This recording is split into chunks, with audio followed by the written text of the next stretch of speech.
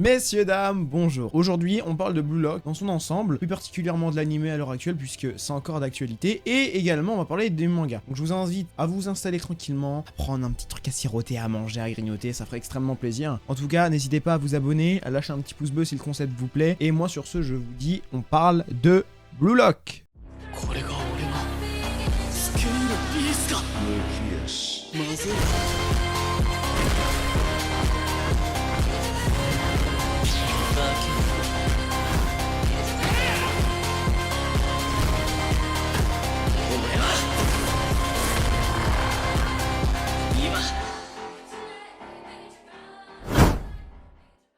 Donc rapidement sur le manga Blue Lock. Blue Lock, c'est un manga qui a été écrit par Muneyuki Kaneshiro. Je sais pas si je le prononce bien. Mais voilà, ça a été introduit, ça a été créé en 2021, ça a été publié pour la première fois en juin d'ailleurs 2021, et c'est un manga qui traite forcément de football. Si vous êtes sur de base cette vidéo, c'est que vous savez totalement quoi constituer Blue Lock, du coup, j'espère. Et du coup, on a eu une sortie animée qui est sortie en octobre 2022, et là, à l'heure actuelle, on a depuis octobre, d'ailleurs également 2024, le 5 octobre, nous avons la saison 2 qui est à l'heure actuelle en magnifique animation.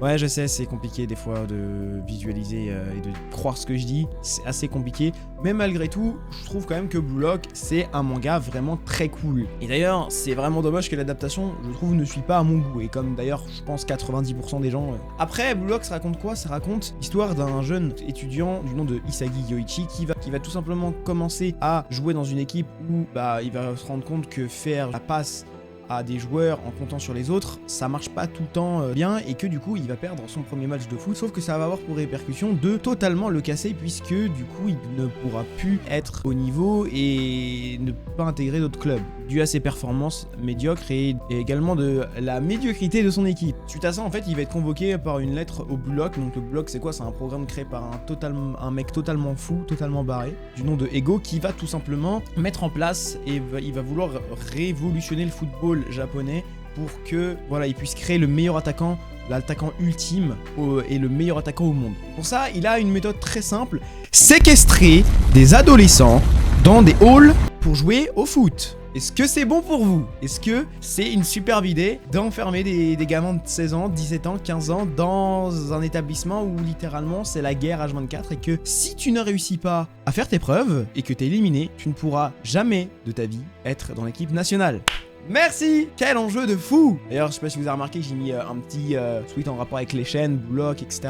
Bon, vas-y, c'est bon, j'ai compris. Du coup, en suivant l'avancée de Isagi Yoichi, on va se rendre compte que voilà, c'est un cas assez à part, c'est un joueur qui aime beaucoup réfléchir, qui aime beaucoup évoluer, qui va devoir montrer et prouver qu'il veut être le meilleur buteur du Japon et va devoir être le meilleur joueur du Blue Lock. Sauf que ça se passe pas comme prévu, vu que évidemment Ego nous précise que c'est un jeu où il faut privilégier l'ego. L'ego, c'est que faut être solo, parce que le meilleur attaquant du monde, selon lui, en tout cas sa vision, c'est que il doit être 100% perso pour être sûr de marquer. Il n'y a pas d'autre meilleur rôle dans le foot selon lui que être attaquant. Ce qui en soi est pas totalement faux, parce que si tu marques pas, tu peux pas faire gagner ton équipe. Et donc du coup on va suivre bel et bien les aventures de Isagi, comme je vous l'ai expliqué.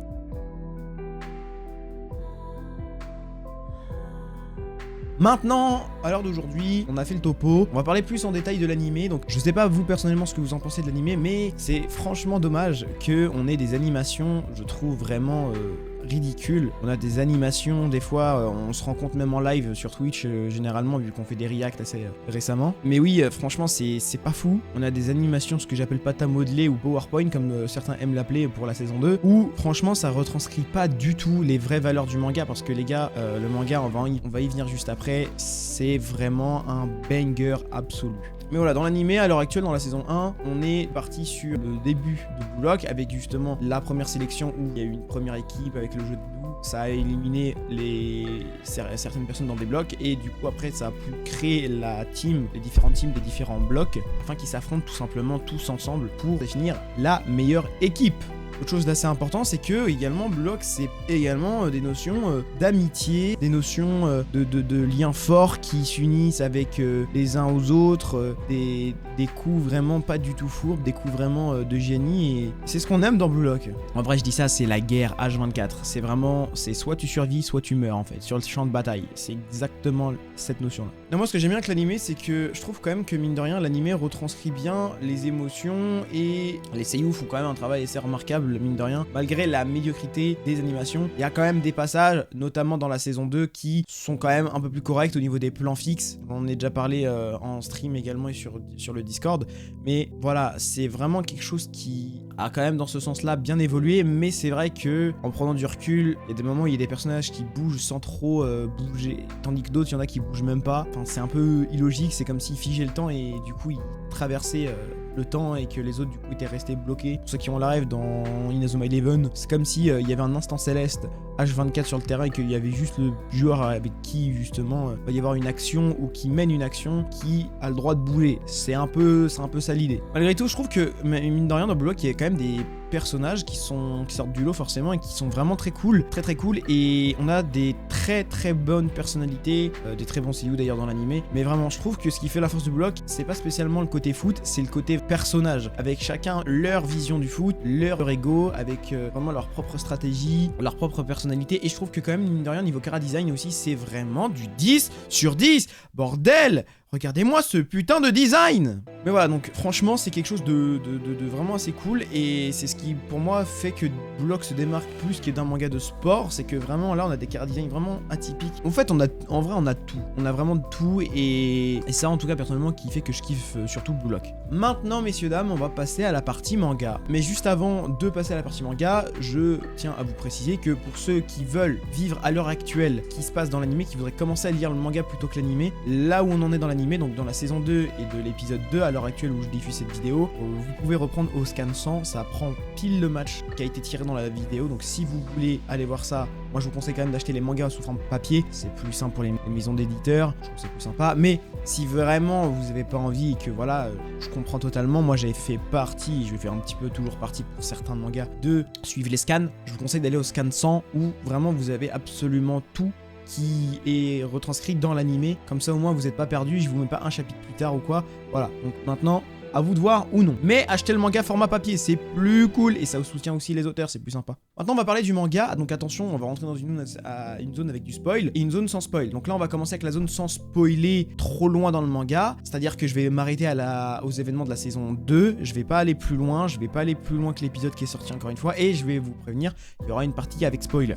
Donc la partie sans spoiler, c'est maintenant, on est parti, let's go. Donc maintenant qu'on a commencé la partie sans spoiler, je vais vous dire clairement les termes, le manga éteint de très loin l'animé. Vraiment, c'est assez vénère. On a des planches dans le manga, les gars, c'est vraiment sublime.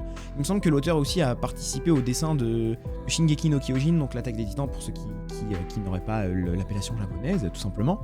Et voilà, vraiment, le manga, c'est vraiment une pépite, c'est magnifique, il y a des planches qui sont totalement folles, dès le début du manga comme à la fin, même si je trouve qu'il y a un vrai glow-up de l'auteur du début à ses débuts à sa fin, dans la manière dont il dessine, dont il utilise le crayon. Je trouve vraiment qu'il y a une patte assez unique et une patte vraiment évolutive qui est vraiment très belle enfin. Après, je trouve que forcément, ça se démarque aussi plus dans l'épisode Nagi, pour ceux qui voient un peu ce que c'est une histoire un peu alternative, c'est un spin-off du point de vue d'un personnage, donc du point de vue de Nagi.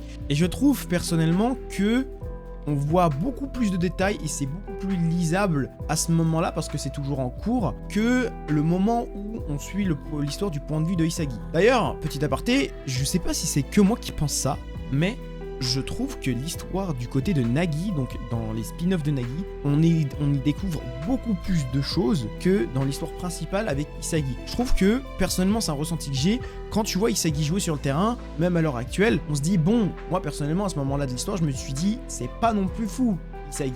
C'est pas un joueur exceptionnel, il est pas non plus... Je vois pas pourquoi en fait il se démarquerait plus des autres, alors que les autres sont totalement exceptionnels. Avec Nagi avec ses contrôles, Rin pour ses tirs, Shido, bon, on en a encore très peu vu, mais de ce qu'on a vu, des cascades qu'il a fait, c'est assez fou. On a quand même éliminé Kunigami, Mais c'est vrai que du point de vue de Nagi, on voit plus Isagi comme personnage secondaire, et en le voyant plus comme personnage secondaire, je trouve qu'il a beaucoup plus d'impact en tant que antagoniste de l'histoire de Nagi, et je trouve vraiment que Isagi, du point de vue de Nagi, est vraiment monstrueux. Et on le voit et on le ressent pas trop, je trouve, de son point de vue, du point de vue de l'histoire principale. Je sais pas si vous avez capté un peu ce que j'ai dit, mais voilà. Sinon, que dire d'autre sur le manga? En vrai de vrai, j'ai pas non plus énormément de choses à dire, à part que franchement il est vraiment super beau, que voilà, il y a quelques petites refs aussi à droite à gauche. Il y en a une dans le prochain arc, je ne vais rien dire, avec une célébration. Il y en a aussi dû à certains joueurs existants de la vraie vie. Il me semble que Bashira est tiré de Ronaldinho, Shido de Zlatan Ibrahimovic, et plein d'autres joueurs qui sont vraiment dérivés de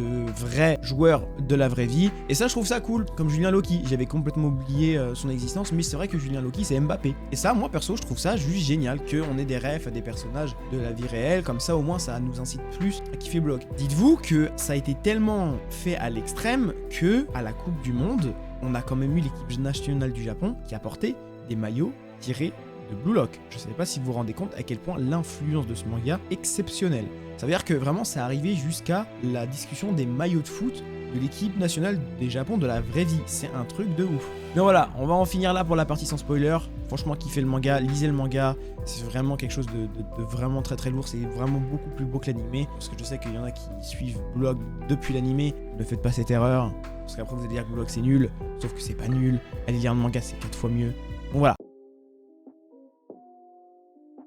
Maintenant, on va passer à la partie avec spoiler. Donc là, je vais spoiler les scans récents. Donc on fait un énorme bond dans le temps parce que c'est vrai qu'entre l'animé et le manga, ça n'a rien à voir. Voilà, j'espère que vous êtes partis. Là maintenant, il faudra plus attendre à ce que je sois sympa. On va spoil. Sinon, si vous voulez quand même regarder la vidéo avec les spoilers, force à vous. Mais je trouve ça dommage. Voilà, je trouve ça dommage de se faire spoiler de l'histoire alors que franchement, moi-même, j'ai été super surpris de l'histoire. Donc on en arrive à l'heure actuelle où, moi personnellement, on en est au match du PSG contre le Bastard Munchen. Donc là, à l'heure actuelle, on a fait le match des U20. Si je dois faire vraiment un gros récap du match des U20, les gars, ça a été exceptionnel. Je trouve que le match des U20 a été vraiment... pour moi, je pense que honnêtement, c'est mon match préféré. C'est un de mes matchs préférés à l'heure actuelle. C'est peut-être pas mon préféré parce qu'il y en a un autre qu'on va parler juste après qui était pour moi peut-être au-dessus légèrement, mais qui était vraiment fou. En tout cas, ce que j'ai kiffé avec le match des U20 et ce qui fait que, selon moi, c'est l'un des meilleurs, si ce n'est au final le meilleur arc de Blue Lock, c'est que on a tout le Blue Lock cette fois-ci qui est réuni, qui n'est pas contre, mais qui est fait face à justement une autre équipe de foot qu'on ne connaît pas. Et ça, je trouve ça génial. Parce que c'est vrai qu'au tout début, dans les 2 premières saisons, pour l'animé et dans les quelques arcs précédents, on avait vraiment la rivalité en mode un peu Hunger Games, un peu Squid Game, où vraiment c'était le dernier qui survit, c'était les derniers sélectionnés. Là, on est dans un match où tout Blue Lock est ensemble. Et ça, je trouve ça génial. Parce que du coup, on a des interactions des personnages qu'on n'a pas spécialement pu prévoir. On voit qui ont bien évolué, qui sont hyper utiles et qui ne le sont un peu moins. Donc franchement, pour moi, le match des U20, ça a été full banger avec Sae en mode flow, Rin en mode flow quand il tire la langue, ça a été fou. Isagi avec sa reprise de volée pour marquer le but final, la fameuse rêve à All Might du coup de Nagi dans le début du match, c'est fou, avec Bashira aussi, le but de Baro, enfin tout est fou dans ce match, tout a été incroyable. Il y a peut-être quelques périodes qui étaient creuses, il y a peut-être des personnages qui ont un peu moins forcément brillé que d'autres, mais franchement, grosso modo, moi je suis très content du match. Et surtout de la symbolique qu'il y a eu derrière, parce que mine de rien, c'est l'équipe qui va représenter le Japon, et que du coup, le Blue Lock a bel et bien fait ses preuves, et a bel et bien gagné contre du coup l'équipe nationale du Japon.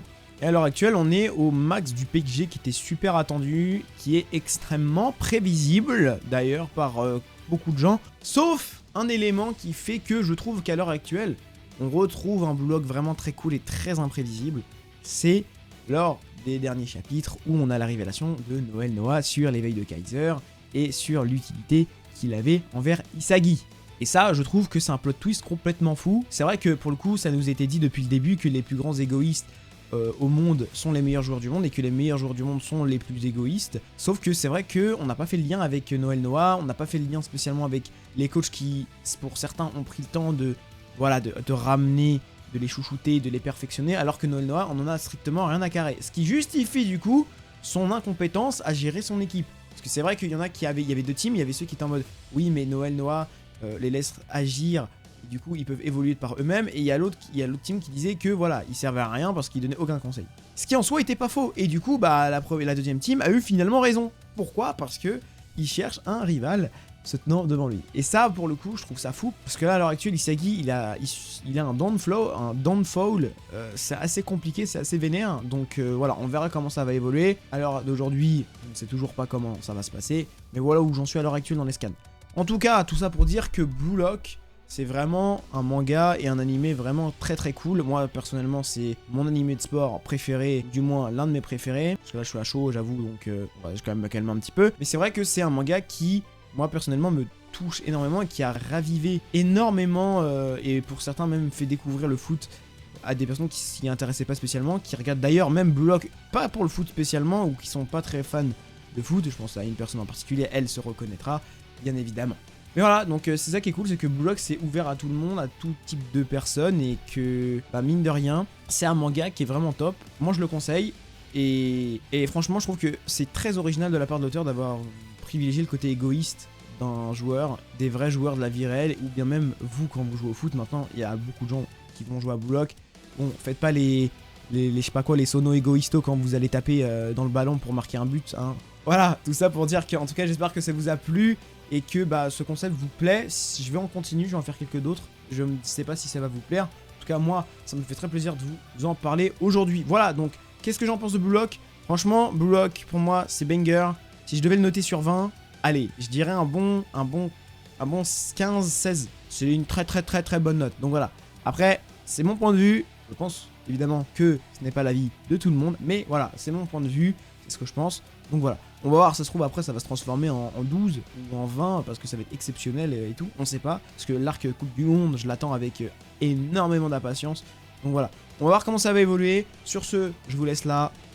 Je vous dis à bientôt, prenez soin de vous. Ciao ciao.